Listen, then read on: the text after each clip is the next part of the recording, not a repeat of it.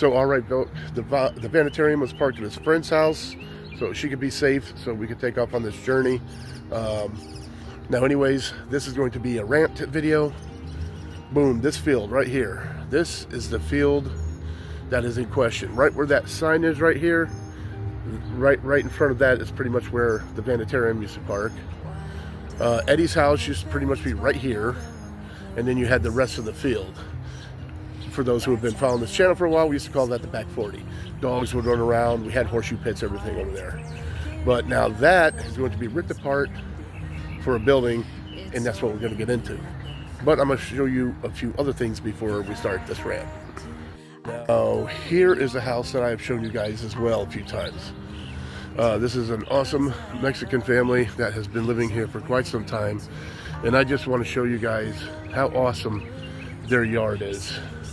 This is pretty much on this block the best looking house out here, and I could go to that side of the house as well and show you, and there's plenty more awesome flowers and trees to go along with this.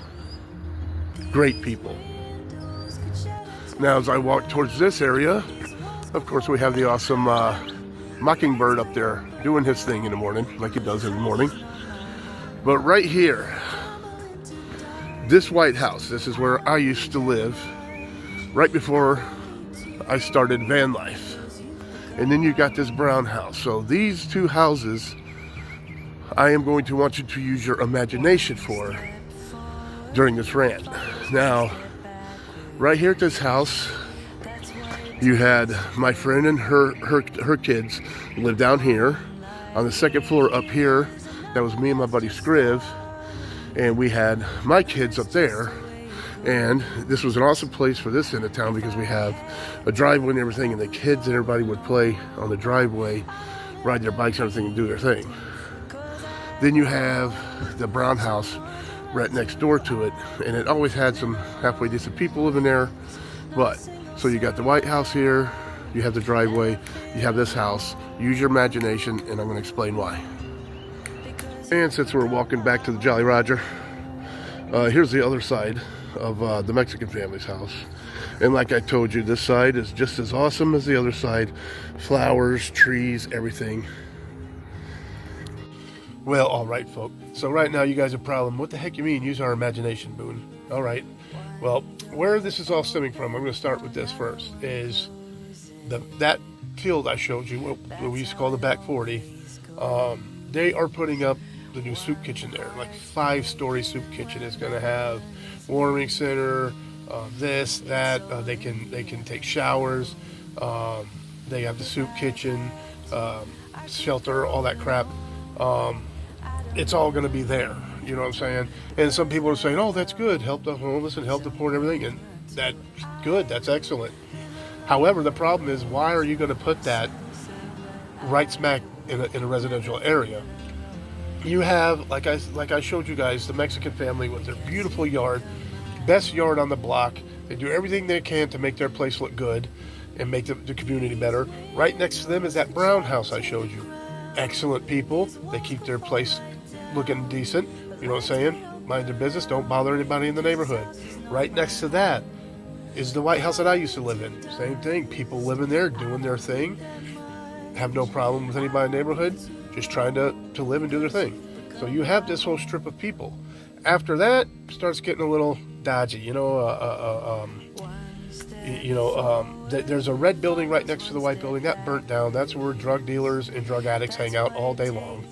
And then from that point all the way up to the block is the block is another spot where they all hang out and everything.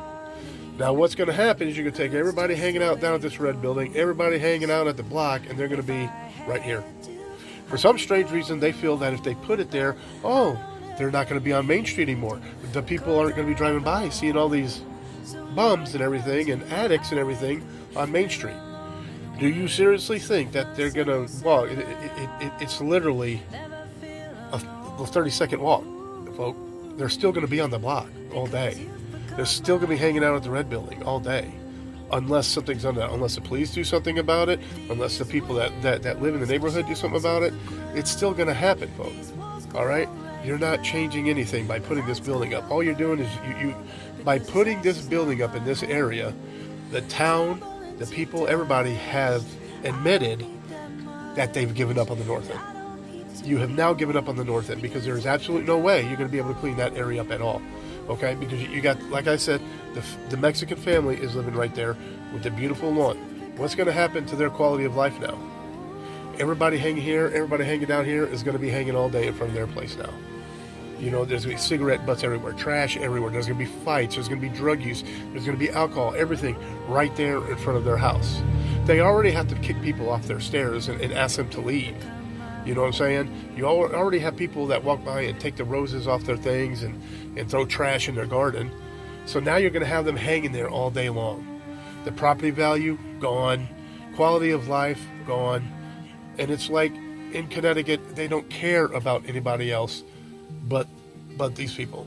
You know what I'm saying? The people who are doing all right, the people who are paying their taxes, the people who have a house, the people who have cars, a boat or something, the heck with them. You know, the people who are trying to really make their community decent, the heck with them. Now, another part of the imagination thing I was talking about is I want you to imagine in that White House and I'm still living there and I still have my kids, that my friend is still living there and she still has her kids there, that my buddy Scrib is still living there, just doing his thing, and he's a decent human being that doesn't cause no trouble or nothing.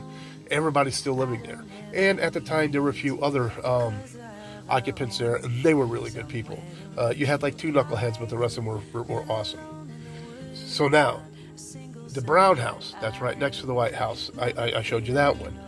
While we lived there, relatively awesome people the entire time we lived there. The one family that lived there most of the time that I did, and they were excellent people. They had tax sales and stuff. They had a business in town. Excellent people. They sold the house. The next people, they were okay. They were just complainers, nitpickers, you know, stuff like that. But relatively all right. Still kept the place looking decent, you know. Now, here's what happens is you have places like St. Vincent de Paul. You have the Columbus House. Liberty Commons, which is this big place that houses people. You have whatever program is running them. These people go out there and they buy up houses. Okay.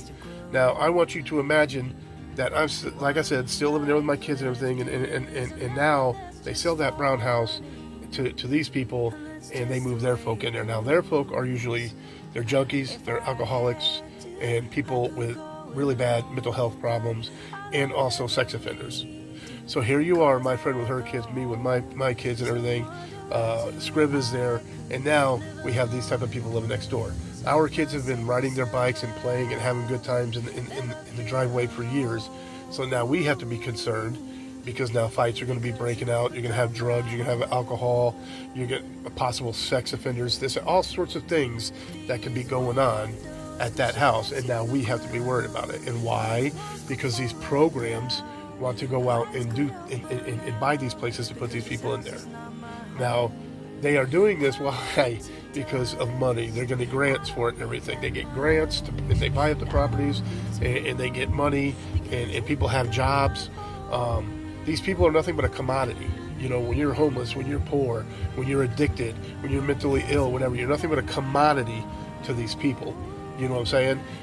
They go out there and help you because it is their job. They go out there and do what they do because they are getting paid. And they try and get grants and everything so they have more money, obviously.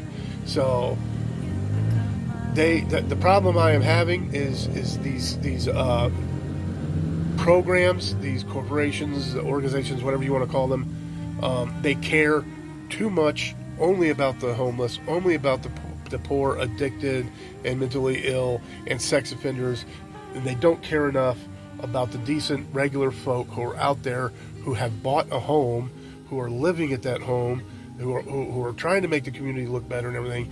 They don't care about them, because in the end, all these people who work at St. Vincent's de Paul, all these people who work at Columbus House and everything, they're going home to their place.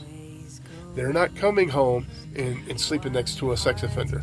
They're not going home and sleeping next to addicts and drunks and mentally ill and violence and broken glass and needles and dope bags all over the ground. They're not going home to that.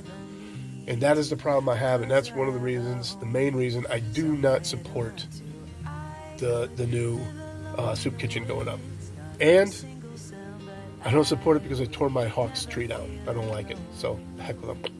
But anyways, in all seriousness, I do not support it. I do not believe that there's enough compassion for people who are doing what they have to do, who are making the right choices. These are grown adults. These are grown adults who are making these bad choices. And I think coddling them is not the way to go about it. But anyways, that's my opinion. If I offended you, I offended you. So anyways, don't forget, always forward to the next adventure. The vlog is down.